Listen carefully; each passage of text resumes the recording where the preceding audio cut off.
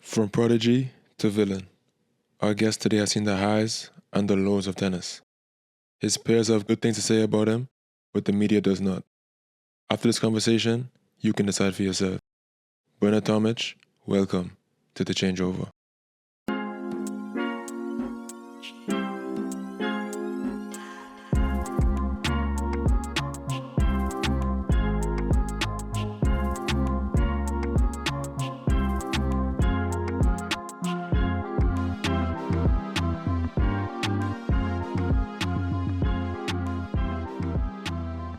We back with another Australian this week.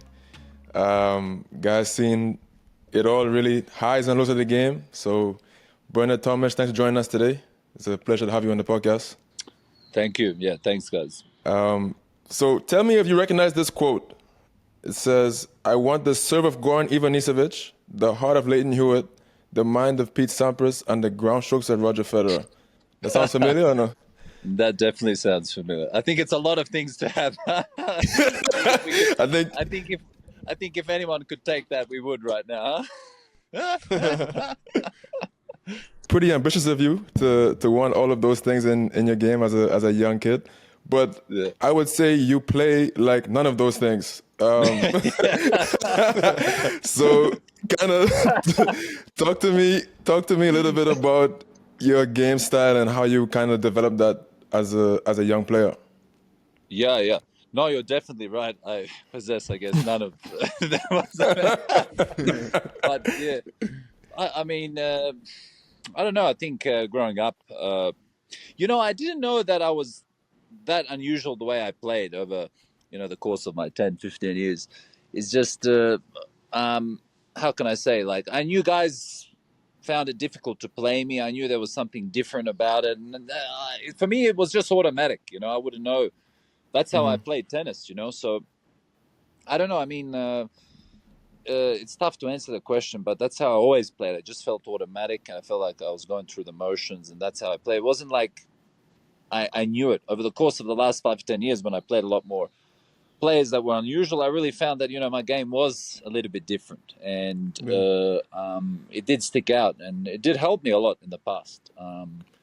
So yeah, I think that's what made me a little bit of a pretty good player in the sport of tennis. That was the sense that I could do stuff differently, and players didn't like it. It was tough for them to adapt, to feel what I was going to do. So I used it definitely to my advantage in my career, and it helped me a lot for sure. So when you were now faced against another player that seemed unusual, how were you processing those matches, and how did you go through those kind of games? Okay, yeah, it's a good question because, guys, I mean, when I think back to guys that was very similar to me, maybe a guy called Dogopolov, he got to, I think, top 12, top 30. The he dog. Was, yeah, we played, I think, 10 times, and I think it was like 5-5. We were just both like, I would beat him once, he would beat me once. We didn't know where we were. It was like the most unusual tennis game styles. Last year I played Stefan Kozlov, and for the first time, like in a while, I was like, shit, man, like, because this guy kind of plays like me, but he doesn't really, serve as good and stuff. So he has a different, moves a lot better than me, of course. So when I played him, I was like, holy crap, like it took me the sense, like I forgot that, I am unusual. I am like, this is interesting. So not many players really, when I played over the last 10 years, I felt that they were unusual. Only a handful. So that's why I bring up Stefan Kozlov, because last year I played and I was like, man, this guy's like me. It feels so weird to play a guy like you, Yeah. But it is different. It does stick out. It does help me. It's unusual for guys because guys are not used to your ball, used to your tennis. So you definitely have an advantage, Was there ever a coach growing up who tried to interfere with your style? Like try to make you hit the ball more like conventionally? Or did they always recognize that, okay, this is a bit of a special case here, we should just let him kind of do his thing? I just hit my ball. I just did my thing. And then it just progressed as sort of automatic and stuff. And then it became like, I became a bit of a tricky opponent for players. But I never really wanted to play like this. It just happened because I was, it just happened. So that's how it started. It's not like I was. It's tough to answer that question because it just became the flow of my game throughout the early days when I was young. And I would say today's game seems like it's gone into very much of like a ball striking, ball quality thing. Like you look at like Fonseca, Sinner, Menzik, these guys, they seem to just hit the shit out of the ball and doesn't seem like there's much tactics. It doesn't seem that from the outside. So when you, let's say, was starting to come onto the tour versus how you see the game now, how much has it changed? Well, of course. I mean, I look at Sinner, I look at Menzik yesterday. He wanted to beat Novak in the final. I mean, of course, these guys hit the crap out of the ball, and of course, hitting the ball big in tennis and accurate is an advantage, of course. But I mean, then again, it's different. I mean, back when in my prime, when I was top 20, top 10 period, then it was a tougher period, the top 10, top 20 period, when Federer, Nadal, Djokovic, Murray, all these guys, Berdych, Del Potro. I think that was the prime of tennis. Don't get me wrong; these guys are still freaking good, man. Like Sinner and these guys, they're huge champions and stuff. And the ball is, the way they strike the ball is completely insane. And the way they move as well. But I just think, obviously, if you can play the sport differently, the tennis game differently, it gives you an advantage and stuff. Because a lot of guys hit the ball the same and stuff. If you can mix it up a little bit, then it changes their shot strokes. It changes their concept of play. It's an advantage when you think about it. Mm-hmm. I feel like I mean I haven't played or hit with you or anything, but like I can just only imagine that when you come out, the draw comes out, and someone has to play you, regardless of if they're in form or not. They're like, shit, man. Like I have to deal with this, like poking the ball around, like this much over the net, every sideline. You're gonna go fucking forehand grip, drop shot, lob. Like it's just regardless of the score, it could be. They could finish the match, I'm sure. Like even if they win in straights or whatever, it's just like that can't be like a fun hour and a half of tennis. No chance. Yeah, man. When you do talk about it, man, it's when I think about it when I play. Yeah, it is a bit awkward, man, and yeah, I mean, even sometimes like I've just been into the groove so much for 20, 25 years of doing this that it's just automatic now. Like, I mean, it's programmed in me to play like this. Like I try to play a little bit more aggressive, which I need to finish off points quicker, but the old me is still in me, and it still wants to play these points. So it's like it's interesting, I have a question for you. So let's say let's say generically there are like 2 or 3 types of players. There's the guys who hit the ball big and try to end the points quickly, or they have the guys who maybe defend a little bit more. They're going to make a lot of balls, and then they have like your game style, right? So in tough moments or moments of pressure and that sort of stuff, if it's a serve and first ball guy, they're going to be focusing on their serve and trying to, end the points quick, come to net. Or there's going to be the defensive guys trying to make the guy play and that sort of stuff. So in tough moments, deuce points, add late in sets, tie breaks, what's the mindset for you? And does that change between serving and returning? Like what's kind of going through your mind tactically and I guess emotionally in those moments, if you don't mind? Yeah, of course. Well, I think when I'm returning and stuff, I'm trying to just figure out a way to get this ball in the most awkward position and stuff. So he has to like hit the ball in a big moment, and he's not used to hitting the ball. So that's where I kind of try to like to think these big moments and stuff. I won too many matches in my career where I know you haven't, because a lot of guys hit the ball the same, and comes a big moment. You got to hit a ball now where you haven't hit, and it's a big moment. So you got to think about these things, and you never hit a ball like this in the last 5 games, and the ball's coming, and you think you have it, but you don't. So it's like it's almost testing the guy's ability to hit the ball at big moments and stuff like this. And I mean, too many guys I play like different. Exactly. Think of something different and stuff because they are not used to the ball. The ball hasn't come there in this position, and then they have to hit the ball. And it's a point there. You need to be really, really confident to win these huge points. And I remember when I think back throughout my career, the last 10, 15 years, I've won too many points of not over blasting the points on big points, not getting too defensive, but in between, just being really awkward. Okay, bro, this forehand drop shot / like it's not a drop shot really, but it like bounces like in the middle of the court kinda, and it's like the most. When did that start? Because I saw like it must have been one of the Australian Opens, maybe I don't really know which year, but like you were doing the shot a lot and it was just working, and guys had no idea when it was coming, where it's coming from. Yep. Like kind of, where did that just intuition or just? No, just started in like practice. I just hit a couple balls when I was young in that spot, and like I would just test it. Like I didn't know what I was doing, and then it like worked for me once, twice. Then I tried, I think, in a match somewhere, and it worked for me again. Yeah. But it's like kind of the same motion, so I don't change my motion, change the same swing, so you don't really know if I'm going to hit. Then the problem is me. I have incredible power on my forehand. I can actually hit it really, really fast.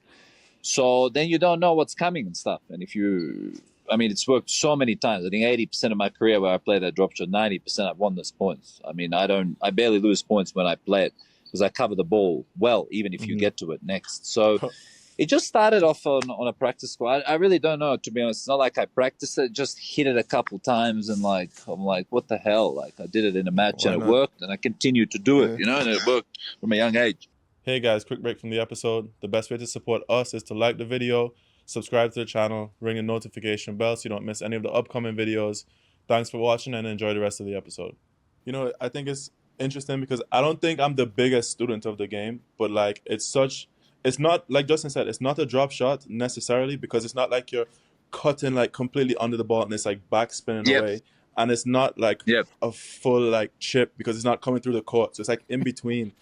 And like the only other person that I can think of that I've seen recently that has like an unorthodox kind of drop shot is like Ethan Quinn. Like, I don't know if you guys have seen it, but he'll go forehand continental and he'll kind of chip it like low cross, and the second bounce is like outside the alley, but it's not like it's not dropping twice by the net, and it's not going through the baseline. It's like kind of in between. I feel like that's something that, because then what do? Do you run in and like drop it back, or do you like wait for it, slice it back, or you have to hit up, and then now you're kind of forced to come in, you know, like it's just exactly. Exactly. No, you're a good part. I've watched Ethan as well hit it and stuff. I know what you're talking about. It's just, I guess, if you hit it well, then obviously you know you won the point. If you don't hit it well, it's still in the most awkward position and stuff because you have to run up, and then you can normally 80% of the time you cover line and stuff. But it is an awkward shot, but you need to practice this. It's not something I did it so many times, man, it became automatic. Now that I do it, I can kind of close my eyes and do it. So I'm curious about handling expectations because you've had a lot of experience with, let's say, expectations in terms of being 12 years old until, I don't know, 18, 19, 20, being the best in the world of your age. So throughout your career, when you were at your best, how were you approaching matches that seemed to have a lot of pressure on them, a lot of high stress? Yeah, for sure. I mean, when I was young, I was, I was very hungry when I was young, when I was, obviously 13, 15, 18, 20. I think later on in my career, when I got to about 24, I'd been there, for 6, 7 years inside the top 50, 30, 20. I lost a little bit of that hunger at 24, 25 and sort of ventured out from the sport of tennis mentally a little bit, but the expectations were there, and I kind of, matched it, I guess, in a way. I mean, obviously I didn't win slams or didn't go anywhere near that, but I still played at the toughest era. I think in my that tennis has ever been. I think I lost many times in the round of 16. I think 5 or 6 times, once in the quarters, to a lot of those guys that were there, like Federer, Nadal, Murray, Burdish. It was too difficult back then, So I felt like they were dominating the sport of tennis back then, and there was nothing really you could do. Nobody could get to a semi or a final of a Grand Slam. They were that good in their prime. I mean, so many times I'd lose 4th round in the round of 16. I think like 5 or 6. But it was mentally so tough. They were so good. Now tennis has changed. The top 10 for me is not like it was 10, 15 years ago. Guys like Burdish, Del Potro were incredible players. And I see the guys in the top 10 now, they're still good, don't get me wrong and stuff, but like if some of those guys had to play Burdish or Del Potro, their head-to-head would be 8-2 or 7-3. They're not going to match up well, you know what I mean? So back then those elites, I mean, it was so difficult. I kind of guess, when you talk about expectations, I tried to do all right, I guess, in that period. I mean, maybe I would have slipped another semi-final of a slam, maybe, if they weren't there at that period, But tough to call it. Very difficult back then, man. So let's say the quarters run of Wimbledon, where you beat like Soderling, Malise, Davydenko, Andreev, and then you come up Yep. against Djokovic quarters there. Yep. You had, walking onto the court there, you had no belief that it could go your way, or what was kind of the feeling? That Wimbledon, I thought I could believe anyone for sure. I don't know. I was like 200 back then ranked or whatever, and I qualified. But yeah, I think I lost Novak in 4, maybe 7-5 in the fourth. But yeah, that was also the year I think he lost 2 or 3 matches. Like nobody could beat the guy. Like in 2011, like I think Nola lost like 3 or 4 matches. It was a joke, man. And I thought played really, really well. And just thinking back after the next couple of years, I kept going, you know, 4th round, 3rd round, 4th round. I mean, like, I think 5 or 6 times I played the 3rd round would lose to Federer or Rafa or Murray or Djokovic and stuff. It was so many times the 3rd round or 4th round that it was like becoming like mental because like you think you got to beat them in the 3rd round or 4th round, then you got to beat Nadal in the quarters, then semis, Murray. It's like a mission impossible back then, you know? Yeah. It's like impossible to beat 3 of these major top guys in a slam. Maybe if you beat one of them lucky, you know, in a 3rd round, 4th round. But then next you got to play another guy. It's impossible. Can you settle this argument for me really quick before we continue? So we did like a draft, a player draft, a couple, like maybe like 2 months ago or something. And this matchup became like the deciding on who's going to win the game. It was prime Djokovic at US Open. No, sorry. Prime Fed at US Open versus Prime Del Potro at US Open. Who do you think wins that? Ooh, shit. Prime Delpo because he can hit anybody off the court. It was a joke the way he played. Very much. Prime, yeah. If they play 10 times, you think he's going to win more than Federer will? Thank you very much. Well, the thing is, Prime, it's very close. I mean, at the end of the day, Justin, Federer is still Federer and stuff. It's still go Federer's way. But like he's moving the goalpost. You just said it would still go Federer's way. He's moving the goalpost. No. Del Potro would hit you off the court. No, he would hit you off the court. It's just like if they were on, they would hit you off the court. Like there was nothing that Roger could do because if they're serving well and they're hitting it, it would hit you off the court. Guys like Sterling was the only guy to beat Nadal at French, really destroy him, you know? Exactly. So it's an if thing. Listen to me. No, Justin. But we've seen the resume of Federer is long, brother. Justin, we said it was one day and it was Prime Delpo versus Prime Fed. One day. That's what we said. And I lost that 3-2 off of this match. So please, thank you very much. This is a man who has played them both, who knows what he's talking about. Okay, speaking of playing those guys, of the 3 GOATs, so you have Nadal, Federer, Djokovic, who did you think you match up the best with, and who was the toughest guy for you to play? Look, I mean, okay, I played all of them. Rafa only played twice, I believe. I played him once on grass. Struga lost 6-4 in the 3rd. So I didn't play him too many times. Murray, I could never take a set off, ever. But he was always playing him when he was number 1. I always played him at Davis Cup, now round of 16, Australian Open when he was number 1. Cincinnati, I think quarters, the Mars number, he was number 1. Many times I played him when he was number 1. Didn't win a set. Federer I played only 2 or 3 times. Once it was, I think, in Davis Cup 6-4 in the 4th. See, Novak I played 5 times, the most out of them all. And I lost 5 times. I beat him at the Hopman Cup, 6-4, 6-4. I mean, it counts, but it doesn't count. And then Wimbledon was obviously 7-6 in the 4th once. But Novak in the prime, there's no one that can match him for sure, you know? Like, he's one of the best players. He was, when he was playing well, he was chopping Federer 2-2. Rafa 2-1. He was that good, man. Like, you can't compete. He's the greatest of all time. There will be no one like him for sure. So hands down, it's Novak. No. Agreed. Okay. No. So I've seen, in preparing for this interview, I watched quite a few interviews of you, and this was probably in like one of the tougher periods of your, let's say, life, career, whatever. Yep. And they came across to me as a bit, let's say, unfair. They were trying to paint you into like a corner, like a certain light. Yeah. Like I felt they wanted you to take, let's say, being so good, so young, as like you should be so grateful that you had the chance to be at whatever level you were, and they didn't really take into consideration, let's say, all the sacrifice that may have taken to get there, the hard work, and then I mean, being so young and then maybe making a good amount of money, and then maybe Yep. your friends are having fun. You want to enjoy some fun too. You hit puberty. You Yep. want to check the girls too. Like life gets, there's more to life Yep. than tennis. So it's not. Yep, for It's sure. not. I don't think it's fair to expect some tennis prodigy or all of them to make the right choices on and off the court, like at Yep. all times, and to be perfect, right? And Yep, you for weren't sure. perfect, Yep. and so a few things probably didn't go how you would have liked them to go.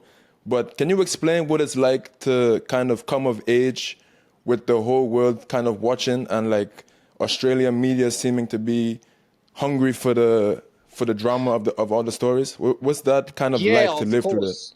Of course. No, it's not a good, it's not, I mean, the Australian media is probably the worst media in the world and stuff. And, don't get me wrong, I did stuff for sure, that did provoke them and stuff. I wasn't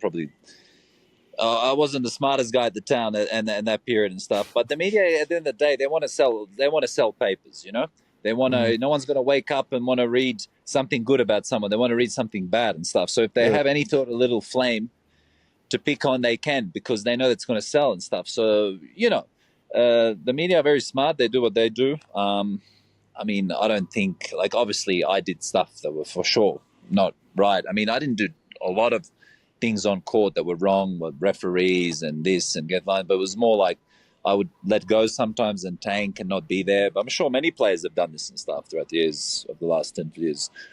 So, yeah, I probably didn't do it the right way, but then I learned over the course, I was 25, 20, I got a little bit more mature and stuff. And, but they did pick on me a little bit at the time, the media, but it's not like, I have a issue with them. That's just, they're trying to make money. They're trying to sell papers. Yeah, And I know bad sells papers compared to good, for sure, for sure. Looking back in that moment, how would you reflect on the time, and if you could give advice to someone who was trying to deal with expectations and that sort of stuff? Because, like Yep. Justin said, maybe you were a very extreme case because you were one of the Yep. best tennis players in the world at a very young age and that sort of stuff. But I'm sure you Yep. would know that we deal with expectations all the time, not just you being a Yep. very extreme case, but everyone. So looking back Yep. on that time, how can you reflect and I guess give advice to anyone who would be going through like handling expectations, and what would you have done differently or tried at least to do differently?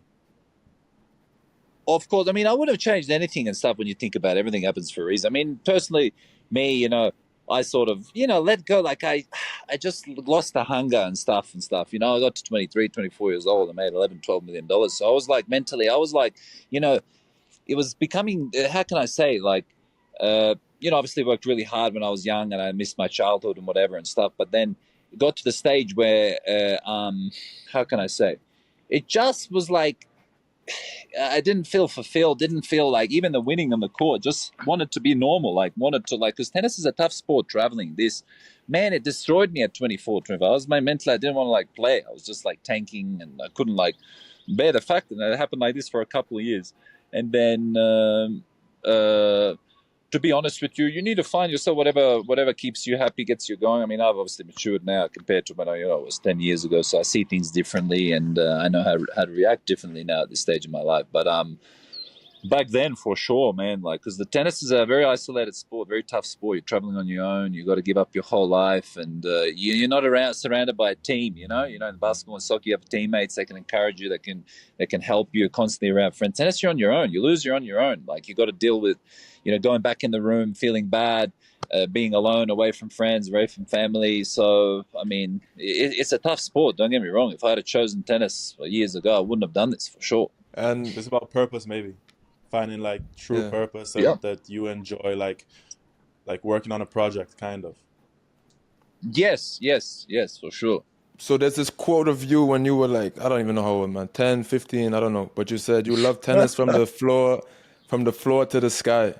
And if you say you got to 23, 24 years old and you kind of lost that hunger, that Yep. drive, maybe that love for the sport, Yep. have you kind of rekindled that, or are you playing for a different purpose these days? To be honest with you, I'll tell you this, and I've told people in the past.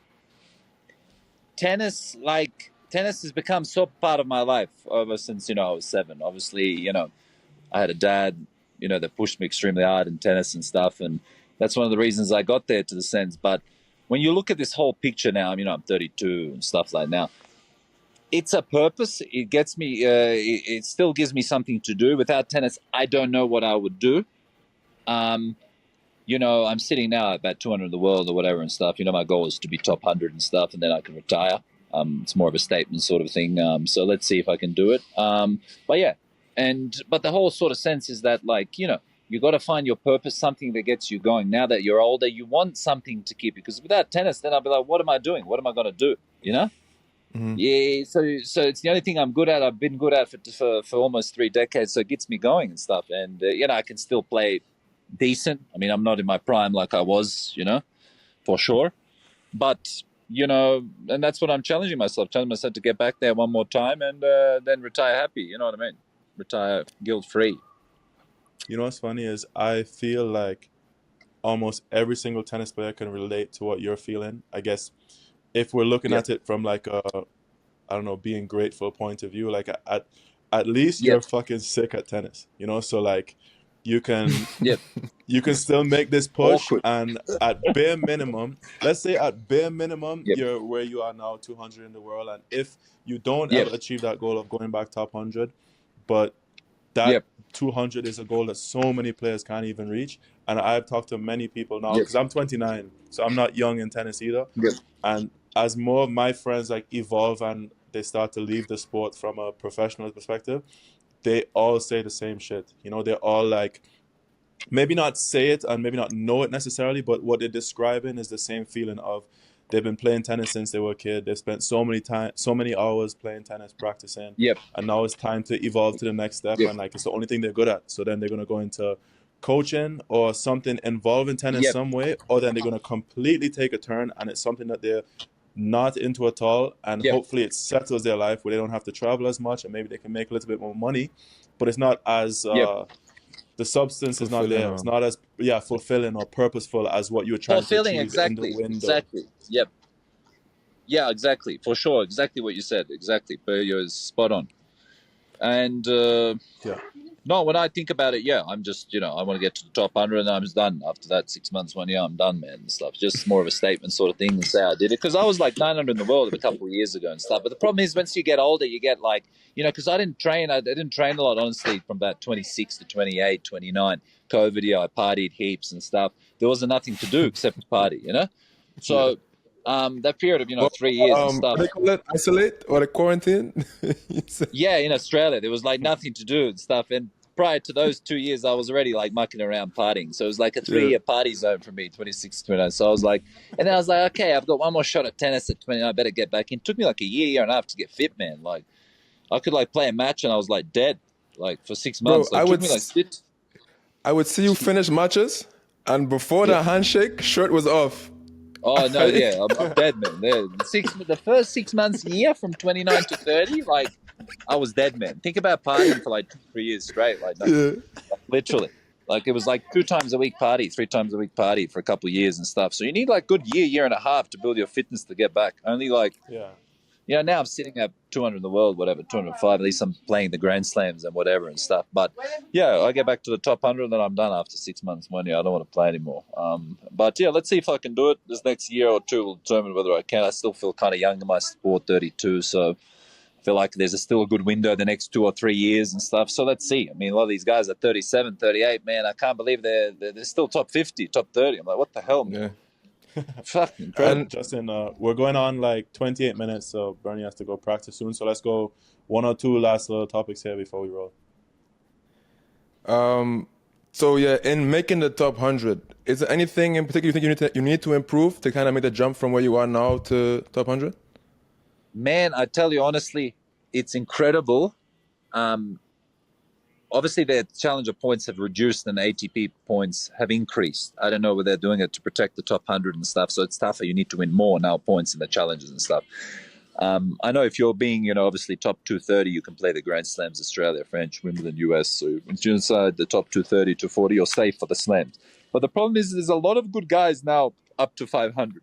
Man, if you go through the names at 200, 300, 400, you'll be like, what the hell? So it's you know, it's really tough. The level changed. A lot of these guys back 10 years ago, 500 was like, now a guy 500 is beating a guy 80 in challenge. And it's happening every week. So it's really, really, really really, really interesting to see all these Challenger results. And if you go into the Challenger results each week, you're going to be like, wow, how did this guy beat this guy? Because everyone's good now. Everyone's really, really good. The depth's increased and the points have reduced. So you're going to have to do a lot more now to get to the top 100. You know what I mean? Yeah, yeah. So the top is a little bit more open, but the depth of the game is just way tougher to get to that the high depth's spot. up to 500-600 of the world. Now it's incredible and stuff because guys back to 600, 500 couldn't be guys top 100. Now it's happening every week in challenges. 500's beating 90 or 600's beating 130. You're like, what the hell? How's that happen? You know? Yeah. Do you have a most memorable match, like a match that sticks out in your mind, like this was like either the most fun or the toughest match I ever played in my life? Oh, there's been a lot of matches for sure. I like playing the match I played down in Melbourne against Dolgopolov one year. That was the coolest match to be a part of because you're playing a guy that's like the mirror image of yourself. So it was like the coolest 4 or 5 hours. It was like a third round or fourth round. We played for like 4 or 5 hours, and it was just like the strangest tennis, man. That was a cool match. I mean, I played all these. I'm not going to say it's better to play Rafa. It's not. That match when I played against Dolgopolov was the most interesting match because you never see a match like that. Yeah, two guys doing a bunch of different shit on the court. Yeah, one more. Exactly. But before we hit the game, I have one more question. If you had to pick a starting 5, including you, so you plus 4 more guys, what is the going out squad? So you're in your party zone, whatever. You have to pick 4 tennis players to go out with. Who's the squad? Ooh, shit. The all-star team. And what are their jobs? Out of tennis players or who? Like tennis players that we might know as tennis players, like tennis people players. that, Oh yeah, man. I'd probably. There was who did I party back with years ago? I'm trying to think. I'd probably play. I'll probably take Nick in his prime days of partying as well. Okay, in his prime, he was an animal at partying for sure. Who else was there and stuff? I can't remember, but yeah. If I can't even sum up 5 guys, but if I can sum up one guy, NK for sure, back in his party Nick days. Kyrgios in his prime. He makes up the whole team. Who's the second one? Who's the second one I'd take? Me and him went out heaps of times years ago and stuff. He was pretty crazy. He's a good boy now, I heard. Well, I hope he's for his case. I can't think of the other 4, man. That's so many people to put on the spot, you know? Yeah, that's all good. That's all good. He's a good guy. He doesn't want to sell out his people, you know? And no, I like it. We can cut this whole shit if you want. So to end this podcast, we always play a little game. It's like a mix of tennis trivia and some random shit. So we're gonna go first to 3 correct answers. I'm gonna read a question out, and when you know the answer, you can just shout out. But if you're wrong, you have to wait for Jody to answer, and then you guys can both try one more time. Okay. And then we'll see who has the knowledge on the day. Before this game starts, the Wi-Fi is absolutely cooked in my room right now. So if I lose, that's part of the reason why. I'm just letting the world know now. Wi-Fi? Your Wi-Fi is your responsibility. All right. Question number 1 is who am I? So this is a former number 1 in the world tennis player from Russia. You heard me? From Russia. Okay. Yep. Former number 1. Never won a Grand Slam singles title. And is the sister of Marat Safin. Safina? Darina. It is Safina. Yes. Yeah. Nara Safina. Who got that? We say it at the same time. Oh. I heard Jody. I heard Jody first. No. So now you can blame Wi-Fi. 1-0 McGinley. I could be wrong in the. Yeah, the Wi-Fi out there is rough. Question number 2. After winning Miami Open, is Jacob Mensik in the top 20 in the world? No. No, it's correct. He's 24. He's 24. 1-1. 27 plus 28. 50. 27 plus 50. Oh, Mark, you got me on the spot. You got me on the spot. It's 55, no? 27 plus, what did you say? 55. Jody up to 1. Jody up to 1. Don't worry, don't get a headache, bro. It's 55. I thought you said times. I thought you said No, no, times. plus. You started good with the 50. You Look, started good. It's the Wi-Fi. See, there You you go. started good. If you, by the way, On if the- you did multiplication there and got the correct answer, I'm never doing math again on this podcast. That would have been the most that would have been insane crazy. fucking answer. I was expecting That it would've more difficult. I was expecting a times, not plus. I was No, like, no, no. I got a shock. It was a plus. So Too You easy. don't understand. You don't understand the low level that we have in mathematics. Look, you see this? Where is it? This? This is because it's shocking levels of mathematics on this podcast. Yeah, he's embarrassed himself I'll every show you a week on video. this I'll show you a podcast. video later when I see you. Question number 4. 2-1 Jody, by the way. This is a match point here. What is the capital of New Zealand? Auckland. Oh, Wrong. I think. Both of you. One more time. One more no. guess. One more guess. Fuck, I don't know any other What places was in the New Zealand. capital? No more guesses. No one has anything. Bro, I don't know any That's other true. places. in The New Zealand. answer is Wellington. Oh, he said Wellington. it. Wellington. I didn't know He that was said the it. capital. He didn't say it. He did. He just I said said Christchurch, it. Wellington. Yeah. He did. Oh, you did say it? Oh, okay. So Yeah, 2-2. I said it, but I was wrong the first time. But I did say it. Okay. So Justin, it's your 2-2. Wi-Fi is chalked too, apparently. 2-2. Last question. Right. Come on, lock in. Shh. We want to go women's tennis or just like a regular scoring problem? Like a tennis scoring thing. Go women's tennis. Okay. Okay. Okay. Who is the number 1 ranked American woman? Madison Keys. Pegula? You guys are both wrong. Oh. Navarro? Who is it? No? Fuck. You get one more guess. No. Coco Gauff? Oh, no. Coco Gauff, No. and he Oh, wins. no. Oh, my God. We're so bad. She's number 3 in the world. That's tragic. Wow. Bernie, bro, thank you so much, by the way, for coming on. I know we reached out to you a little bit last year, and you didn't feel like it was the right time. And for the audience, for everyone watching, yesterday I literally bumped into him and introduced myself and just said, hey, I was who reached out a couple of months ago, and he said, yeah, let's do it. This was literally yesterday, and the turnaround has been one day. So thank you so much for coming on. We enjoyed talking to you, and hopefully the audience got to learn a little bit more about what was going through your mind in some of these moments and what they can learn from handling expectations and that sort of stuff. So yeah, it was a pleasure having you on, and you're welcome anytime. So thank you. Thanks a lot. Okay. Thanks. I appreciate it. Good to see you again, Justin, as well. Thank you, brother. Thanks for taking the time. I'm stringing up my racket using my Pro Stringer. I've had this machine for 4 or 5 years now. The Pro Stringer is a portable stringing machine.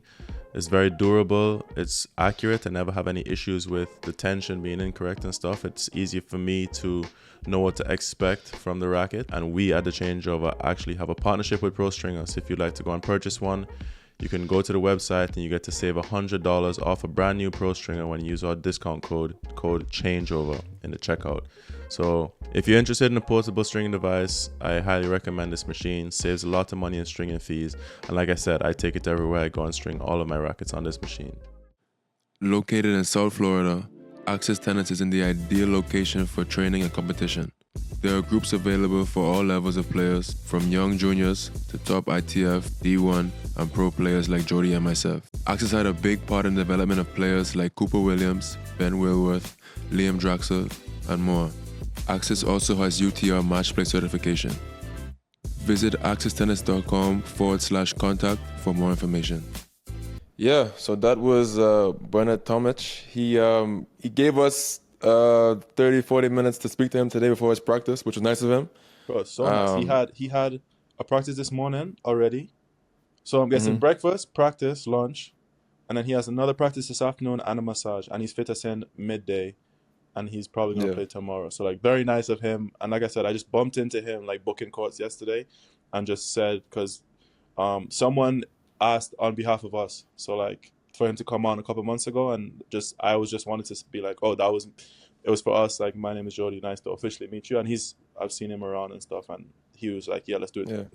Let's do it. And you want to do it tomorrow, this week? I was like, yeah, that's an opportunity we can't really pass up. So, and super nice, and also very very candid. Like, you know, he's been through a lot with the media and stuff, so you don't really know what to expect from the question that you ask, if he's going to answer them really, or if he's going to be short or whatever. But he was, in my opinion, he was pretty open about everything, and he didn't seem like he was like afraid to talk about anything. So, dog, how tight would you have gotten if you asked him one of these like deep questions and he just answers really short?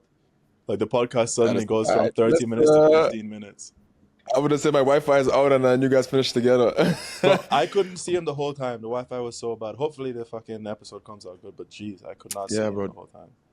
That's the tough part about some of these ones over the call is like we're trying to talk in a normal way because we know that it's recording properly, but half the time I'm not really hearing what's being said fully.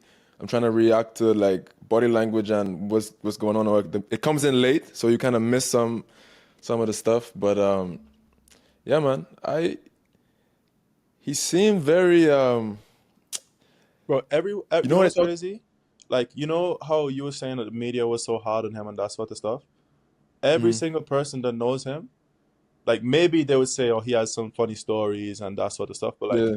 they all respect him. They're all like very nice guy, like all this stuff. So like Yeah. all of the other players and his peers, well, maybe not all, because I'm sure he's been beefing every now and again. You see him beefing someone or whatever. Okay, but like, yeah. but most people, at least in since last night until now, I've spoken to him, like it came up in conversation like 4 people that were gonna have him on today, and they were all like, "Oh, it's gonna be great. Like he's so nice, like nice guy, like funny guy, all this stuff." Yeah. It's like completely opposite to what they were painting him before. But then again, maybe his behavior is a little bit different than it was like a couple of years ago. So No, I mean, yeah, people seem to really like him, and you said they vouch for him. But what I was thinking about was like, you know how they have like this thing where it's like conscious incompetence, unconscious incompetence. You know what I'm talking about? That graph the four was stages, like it's like 4 stages of it. I feel like he's good at we stuff. want to be as conscious competent.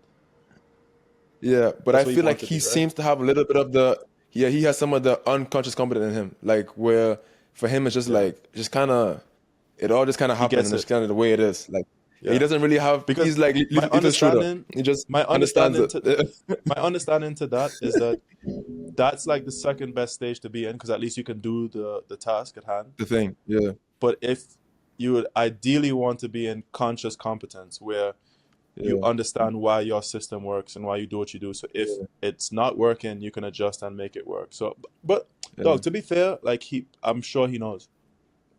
Maybe you know how there's people who maybe can't explain it. Like they understand it, but they can't But explain he can it. feel So it. Maybe, yeah. So I don't believe that to be true. Like I believe that he is anyone who has a game side that has to understand what they're doing. They must. Yeah.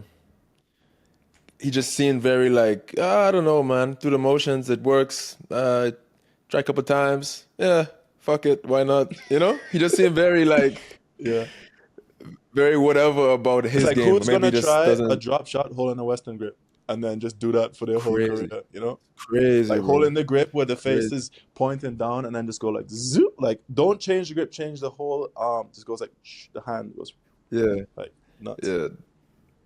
Yeah, the guy's crazy, man. And I think it must be so. I applaud him. I didn't say this to him, but I should have said it. Like anybody who can be 20 in the world, and like Agassi did when he was 1 in the world, and like start over and like play futures, challenges, get back to 200 in the world. Even what he's done so far, I think, talking about the points being reduced and stuff is. I have to respect that. Even though he's saying there's no what else he would do, but to put yourself as this, I guess, a star at one point in this vulnerable position where like anytime you lose in the future or something, it's probably a bad loss for him in his mind. Like that's pretty vulnerable to be able to do that week in, week out. I think the guy played 30 events in the last 12 months.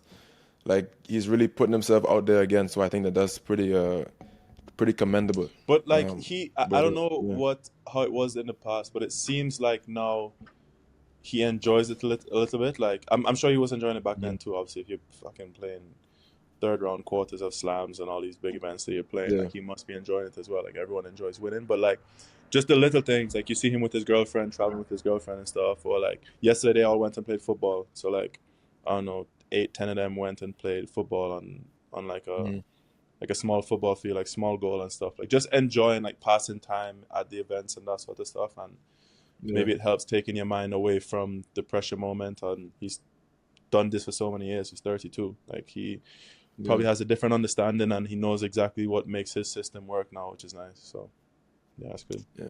This would have been nice to do in person so we could kind of like not have connection issues and kind of like I couldn't see his face have the whole time as well. And I could barely hear him the whole time. So if you see me looking like this, I don't know what's going on. Yeah, you know what? Yeah, it would have been. Yeah, But yo, why don't we update people a little bit on what's going on? Like what our schedules. I don't know if people have noticed that we have 1 or 2 questions about Evan, so we can just mention pretty much everything that's going on. Why don't you start with, I guess, your health and scheduling and what's going on? my health. So I played this UTR event, must be 4 weeks ago now. After I played in Jamaica, was that right? Well, after I played in Naples, and yeah, was playing Kaipo, a friend of ours, and up a set and 4-2, hit like a return, and my wrist gave me like a sharp pain. I had a wrist tendonitis. It took about 2.5, 3 weeks to calm down. I've been back on the court now the last week and a half, having to kind of wrap the wrist and kind of take extremely good care of it in physiotherapy. And yeah, my plan as of right now is to start in Vero Beach April 21st, and then Orange Park the week after that. And then I believe there's a week off, and then I play like there's some 15 to 25s in Orlando, I believe. So I can just drive to everything starting in like the middle of April, kind of attack the spring summer swing here in Florida, and then kind of go from there. A bit annoying to be back in a similar position as I was a few times, but we fight, man. You? What's your So all we gotta do is ask what's the plan questions. for You know, you? we keep putting ourselves out there, Yeah, just asking the that's, question. You know, that's all we do. When we people don't try even to know set up actually. To podcasts, be honest, gone.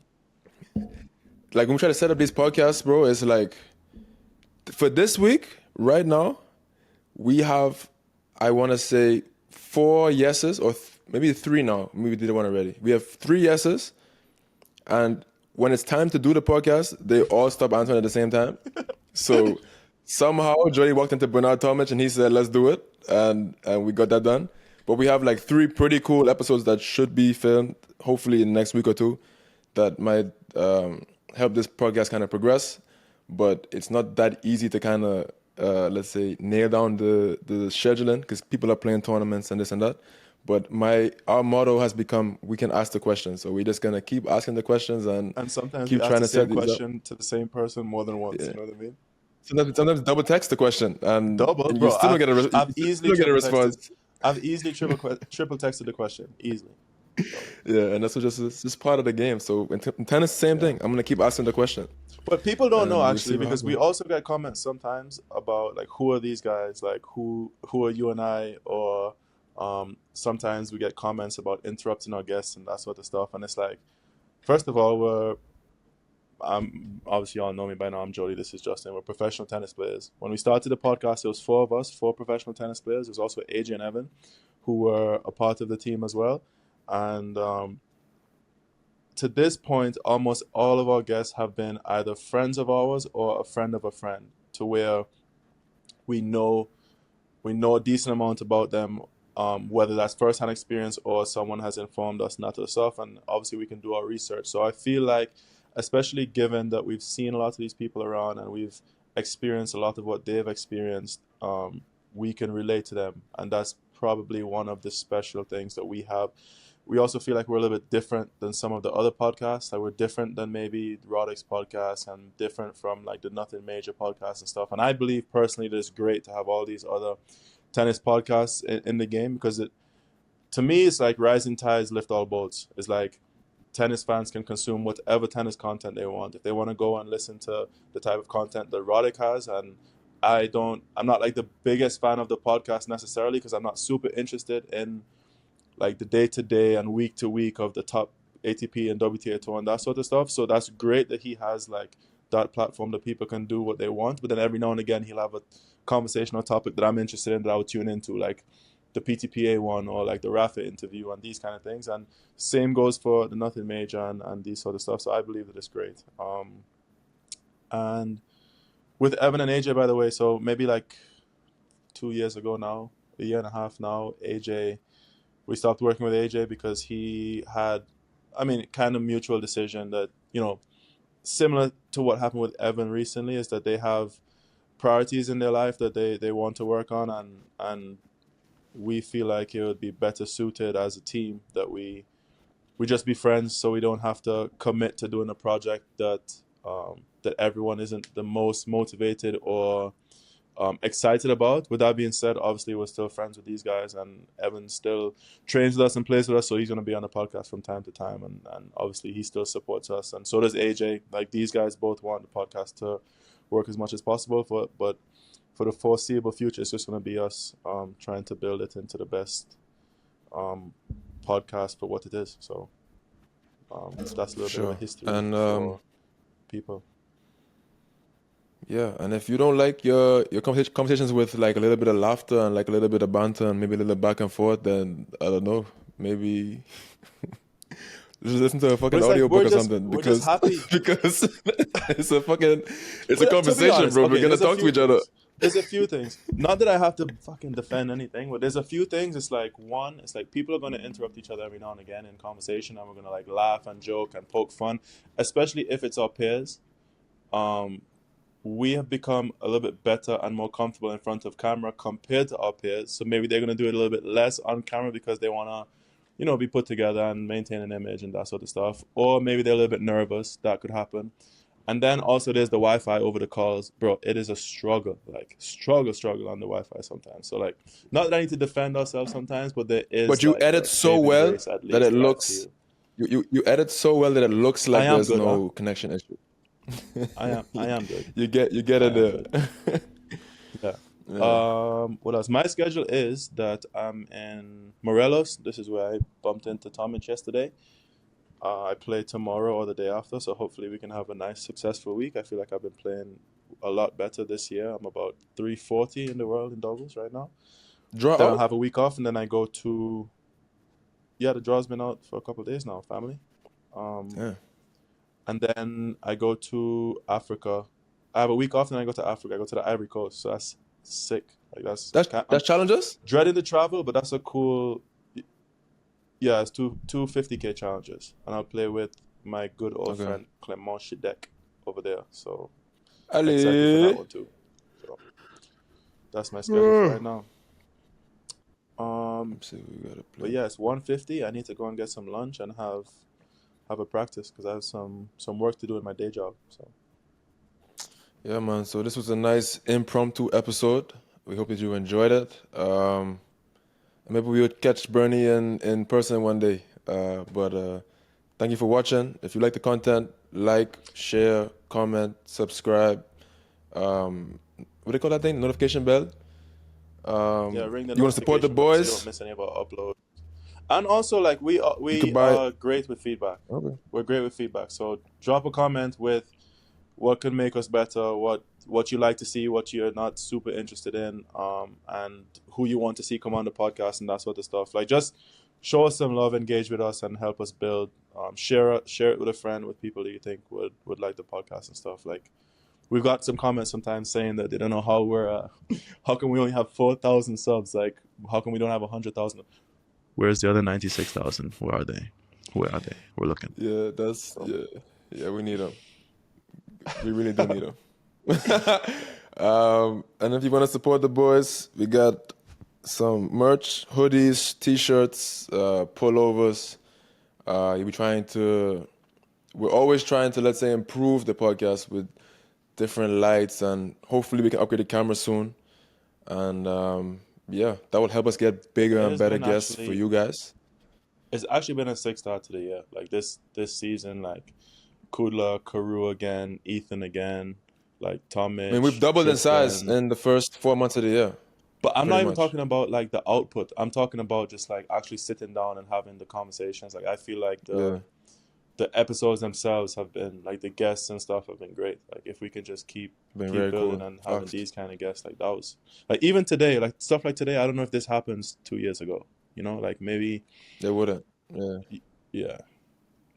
It's going good. And hopefully, if the questions that we've asked a few questions in the last few weeks to some pretty cool guests as well. If they would answer those questions, we will have some more good stuff for y'all to consume. So let us know who we need to ask questions to. Keep it going. Facts. And yo, if you don't know, this is every Saturday at 7 a.m. thing.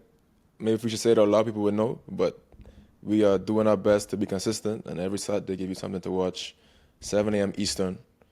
And yeah, man, you know your time zone. But Peace and love, and we'll see you next Saturday at 7 a.m.